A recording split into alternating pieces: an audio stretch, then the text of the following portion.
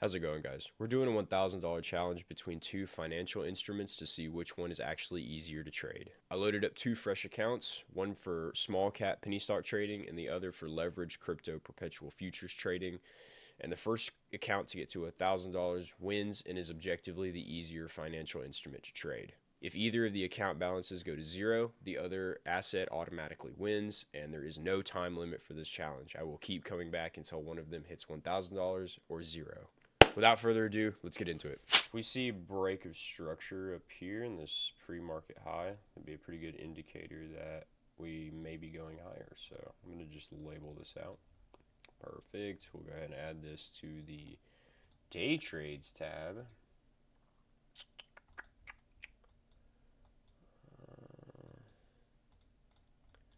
Got a halt here. Interesting.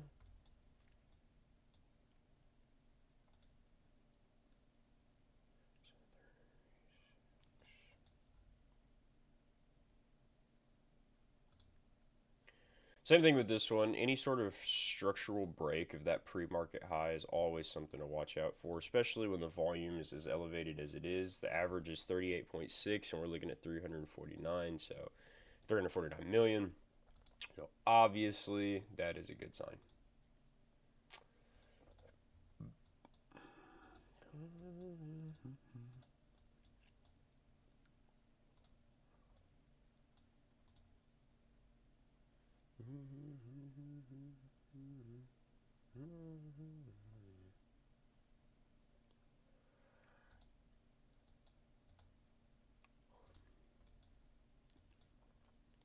I think things are still like a little bit shaky from this power outage that we've had with AWS. I feel like a lot of stuff is still kind of lagging behind a little bit, which is not what you need in the game of trading. The funny thing about having only $100 in the account is you're really not afraid to blow it. So your like outsized risk is way more than it probably should be in comparison to actually how big your account is. It's quite funny. Here we go. We're seeing a structural break. Here we go. Here we go. Here we go. I was not ready for this shit. Uh, Give it to me, baby. Let's do it. There it is. Super strong break here. Let's see. We've got 6 million, 3 million, 1 million. When did this candle start? Uh, how long do we have? Well, we got 3 minutes, 40 seconds. Perfect. Okay, cool. We have time. I bet you 9. I bet you 9 is going to be easy to hit. Let's go ahead. Dude, I was not ready. That came out of absolutely nowhere. How many shares do we have? 11? Is that right? Mama thief. There it is. Hey, nailed it, dude. That's awesome. Let's see how far we go from here. Or we might even halt. Look at this. Okay, looks like we narrowly avoided it. Wow, 921. Okay. 940? Holy shitowski. Look at that thing go. I was being conservative with that 9 apparently. What a move.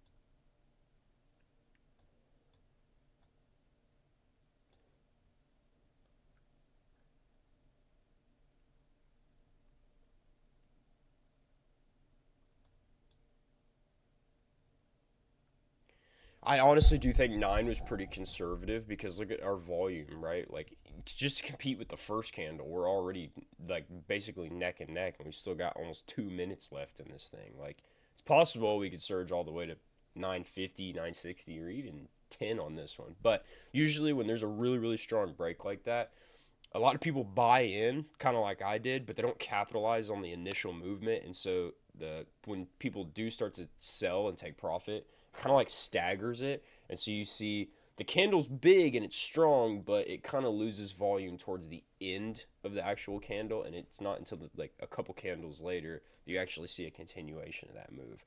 And there's $10, baby. Woo! I'm on fire today. Those call outs were crazy.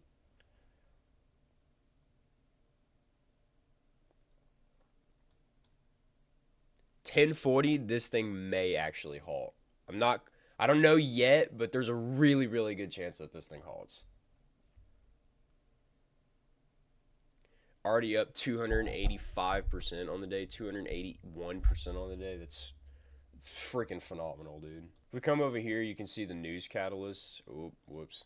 Uh, we've got IBIO to present new preclinical data on its Activin E antibody to upcoming scientific conferences. Obesity Week in Europe.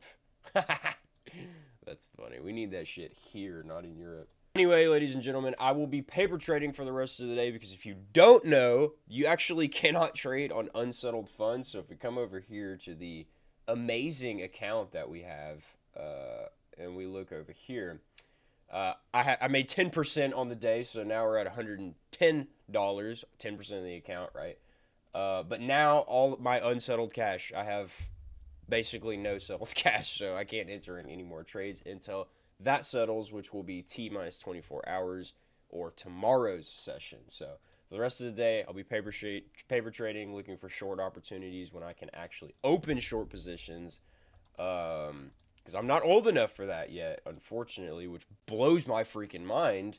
But yeah, I will be opening up a margin account for stocks whenever I turn 21. So that's what I'm training for. That's what I'm prepping for. I've got like 6 months or something. No, even a little bit more than that. Maybe like 7, 8 months until I turn 21. So that's what I'm prepping for, and that's what I'm training for.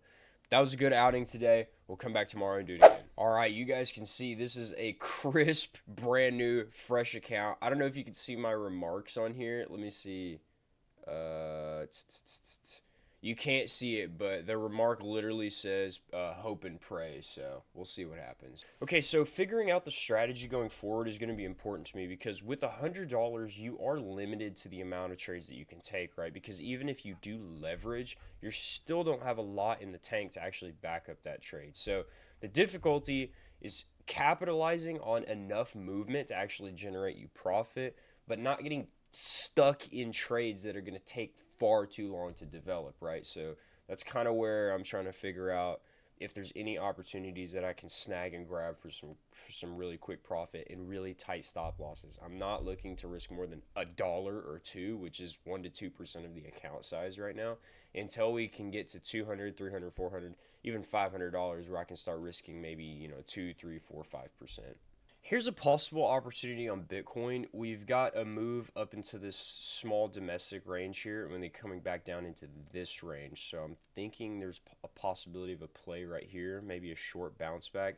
The issue is we've had a lot of like negative bearish momentum for really no reason, and it's not even without warrant. The volume here, while not extremely elevated, is definitely present. It's more about calculating the actual probability that we decrease from this level to this level before we increase to this level.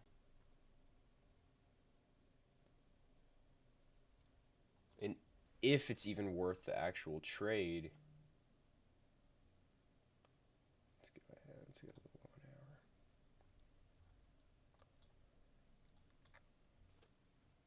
hour. Okay, so here we go. Here we go. This is something to work off with. So we've got, this looks like a head and shoulders pattern, right? We've got some more negative momentum here. I'm going to take this trade.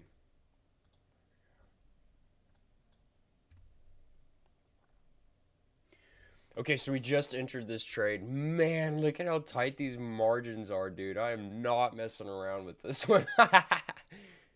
My only hope is that we actually start to see the negative price action come into play before the positive sweep comes and takes us out. Because it's possible that it hits our stop loss and then absolutely tanks right back in our favor, which is not ideal. But yeah, obviously we're shorting this position. I think this looks like a pretty good head and shoulders pattern that we can take advantage of. I wish there was more to go off of, but man, there really isn't. It's like I'm scraping at the bottom of the barrel here, so we'll see what happens. Regardless, this is only $1 of profit, right? And $1 of risk for that matter. So when you're talking about risk management just on its face, we did a pretty good job with this one. Risking $1 to make $1.85 is almost a 2-to-1 ratio in favor of winning, but we'll see. Another potential trade setup over here for the account would be on XRP. You see, this is such a huge level right here. If we break this, then we'll definitely end up going back down here. But if not, we could end up with a pretty nice rebound somewhere in this range, right? Like, that's totally foreseeable, totally doable. That's on the 1 day time frame. It's a little bit hard to see, but if you come down here, we see we've got a reversal, and then we have a break of this 50-day moving average, and then a retest. Anytime you see a retest, dude, you should be thinking dollar signs, man. That's long, long, long every time. Now, obviously, sometimes it trickles down too far, the momentum catches up with it, and you have to switch bearish until you reset, going back into this range. But obviously, if we come over here, let me find it. This is on the 1 hour time frame, right? If you break below this range right here, you'll probably end up back in this area, and then you just recycle the play, right? You enter into the trade and wait for that long on the upside. But if not, if we catch some sort of brace here, it's likely, you can't see this moving average, but it's sweeping down right around here and curls up this way, right? So if we bust off of that moving average, there's only one place we're going, and that's right here in this 260 range. That is a huge play, and I can capitalize on that. Okay, man down, man down. We lost the first trade. Everything went so south so quickly. Okay.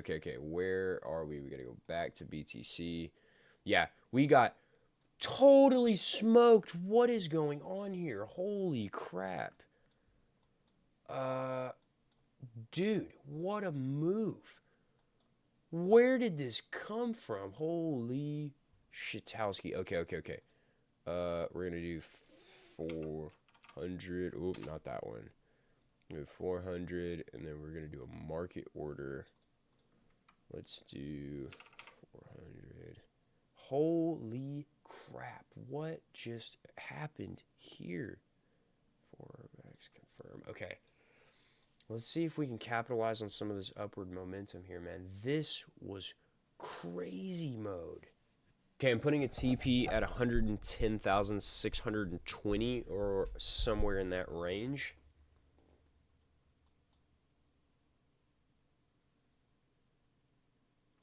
Let's hope this retracement isn't larger than I want it to be.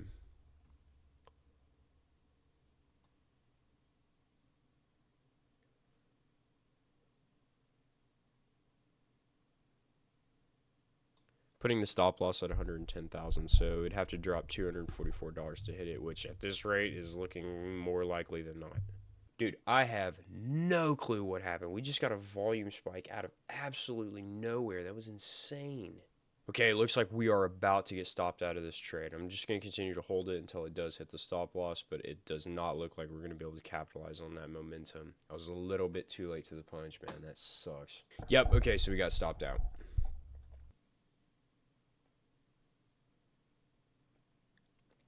Dude, that was freaking crazy. I have not seen a rocket like that in a hot minute. We went from 108,000 to 110,000 pretty much immediately, like without any warning whatsoever. I don't know if there was any news that came out. I don't know.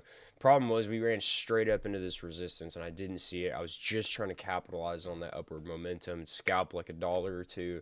But we ran right up into this momentum and got absolutely swatted down. A better strategy would have actually been a short up here at the top and then try to catch some of that movement going down. I still think there's a very high probability that we reset and go higher, but unfortunately, we will not be a part of that move, it doesn't look like. I think I have a lot of difficulty with scalping in cryptos because I have much more of a longer frame mindset. So I think I'm going to take this XRP trade right here, bouncing off and looking for a scalp to about 2.550, setting the stop for 2.38 as I originally was talking about. And just kind of letting this trade ride for a while, not really touching it. Scalping in crypto is it can be incredibly difficult, and it can be really expensive when you consider all of the fees and whatnot, especially when you're jumping in and out of trades using market orders.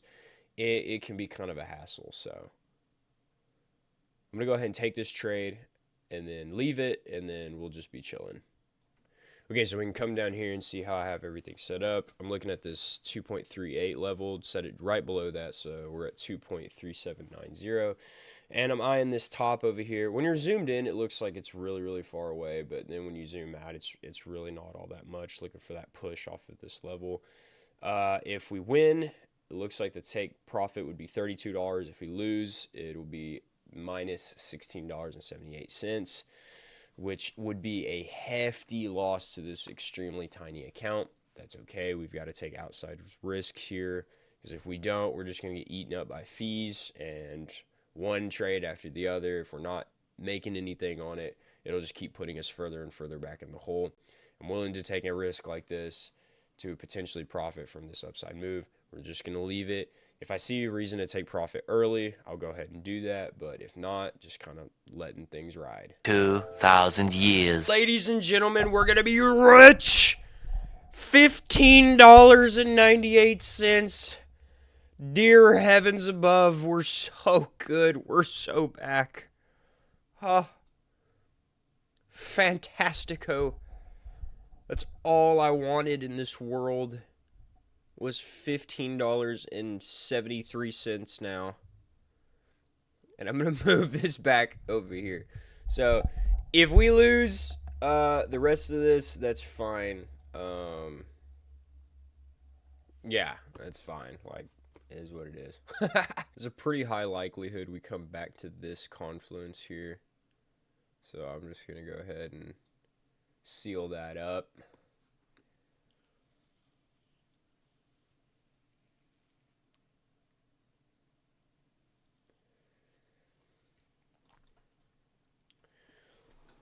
Good shit, ladies and gentlemen. Good shit. So on the day, if this trade hits, we'll make $32. If it doesn't, we'll make $12. Either way, we cannot lose this position. So we will end up positive on the day, at minimum $10. So right now, we are neck and neck, literally, between stocks and crypto trading. So we'll come back tomorrow and do it again and see if one pulls ahead of the other. I don't know. Maybe I just suck butt and I blow one of the accounts, but I don't think that's gonna happen, because I'm not gonna let it happen. So that's the hope, right? See you guys tomorrow.